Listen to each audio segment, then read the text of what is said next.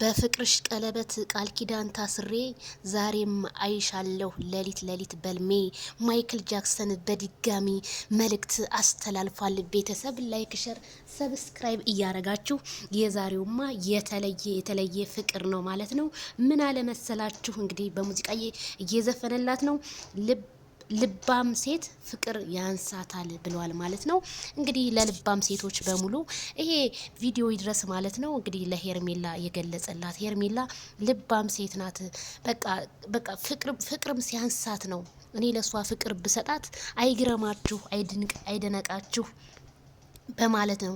እንግዲህ መልካም የመቃጠል ዘመን ይሁንላችሁ እነ ትክክሎች ማለት ነው። እኔ ከሷ አልቆርጥም ብሎ ማይክል ጃክሰን ዛሬ እንግዲህ ሶሻል ሚዲያውንና ቲክቶኩን ኢንስታግራሙን እንግዲህ ድብልቅልቅልቅ አድርጎታል። ቤተሰብ ግን ምን ሊፈጠር ነው ዛሬ? ግን ምን ይሆን? አረ ማይክልዬ ዛሬ እኔ አላቅም ብቻ ፈረደብህ። ከነ ትክክል አፍ ያውጣ ማለት ነው። ማይክል ጃክሰንዬ ከነ ትክክል አፍ ያውጣ።